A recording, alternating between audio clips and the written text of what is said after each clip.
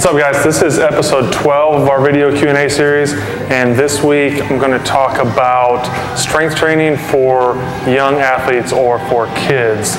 It's a really hotly debated topic, and so I'm going to go over and talk to my friend John at Summit Rehab and Wellness Center to get his perspective as a physical therapist dealing with a lot of youth injuries from sports and different activities. So let's go hear what he has to say here first.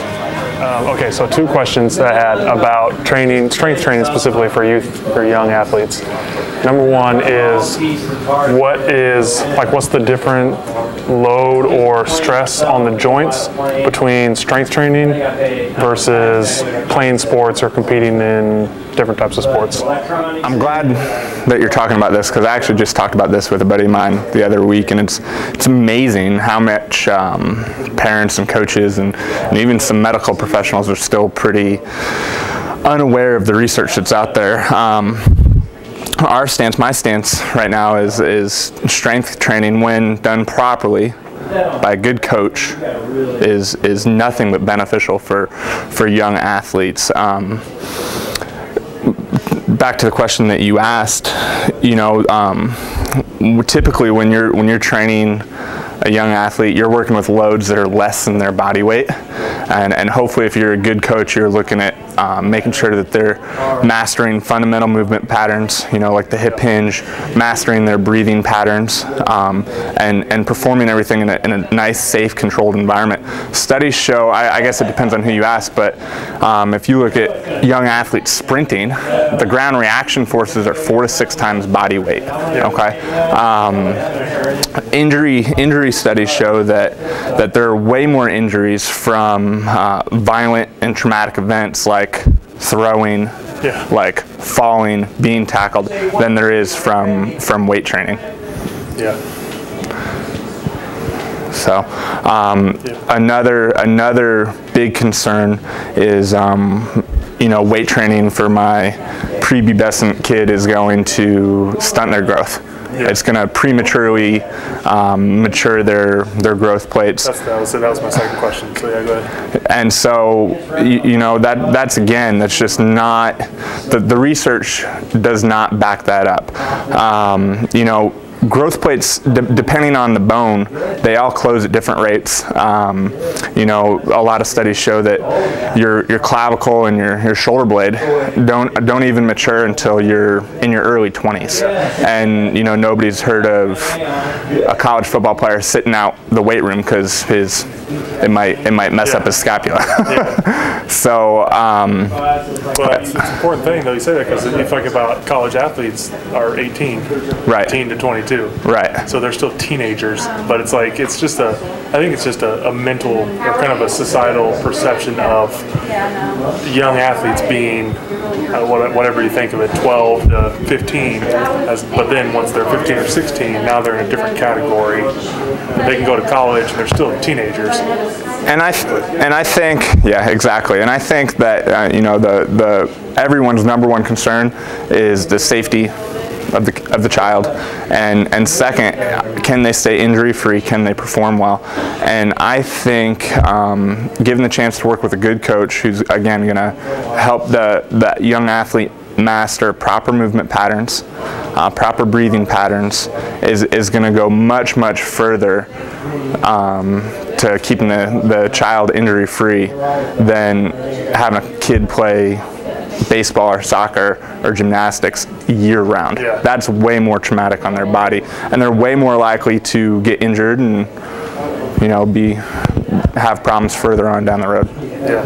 So what would you say, or would you say there is an associated risk between strength training and any long-term like joint issues from just strength training alone?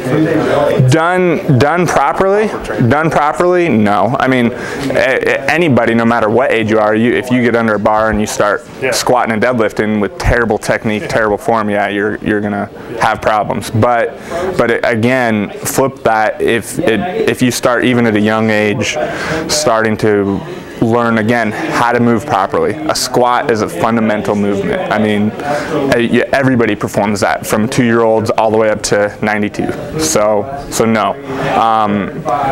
The research that I've read says that, you know, between the ages of, I don't remember off the top of my head, but I think it's between 5 and 7 is when kids' balance and coordination reaches the same levels that they're going to have the rest of their life. And so I think that's kind of a good time to begin weight training. Yeah. Cool. Any other thoughts? I don't think so. Good stuff. I basically just had those 2 questions. Cool. Yeah. Thanks. Well, good. All right, so I agree completely with John on this issue, and the research especially really backs up the fact that the load and the stress that's placed on an athlete's body from all the various joints is much greater in the activities that they're doing within their sport than it is in a sound, controlled strength training program dealing with weights. Even if they're dealing with external loads, like say squatting with a bar and weight on their back, it's still actually a less amount of force and a less amount of a load that's on the body compared to jumping and sprinting, playing all the various sports at different levels. So strength training for athletes, is it safe for the kids or the younger athletes? Yes. That will be my answer. That will always be my answer. The research supports that. My personal experience supports that. The people that I talk to in the medical community, from orthopedic doctors that we know and the physical therapists at Summer Rehab, they will both support that as well. And it's a hot topic, and it's really commonly debated by pretty much everybody, it seems like. But most of the time, they're just not looking at the research. Unfortunately, it's usually an issue of maybe a parent going back to a bad experience that they had as a youth, and being in an unstructured, unsupervised, or a poorly taught strength training program. So it's just somewhat assumed that it's a negative thing for younger athletes to be involved in. So it's really unfortunate that we have that kind of that stigma that goes with young athletes in strength training. But like I said, again, the research does not support that there is anything specifically negative to do that, as long as it is in a structured and a well put together and well taught program. Okay, so I can go on and on and on about this topic, but I'll try to keep this as short as possible for you guys. I want to thank John real quick for his input, as well as taking the time to talk to me about this today. I'm also going to write an article for the Lee Summit Journal this week on this topic, so be on the lookout for that. I will let you all know when that's published so you can check it out. Continue to send your questions. Tweet us at CompStrength. Facebook, we're Complete Strength Gym. If you don't like our page there, please go and like it. You can always email us info@livestrength.com. We'll be back next week with episode 13 of this video Q&A series. So look forward to seeing you guys then. Thanks.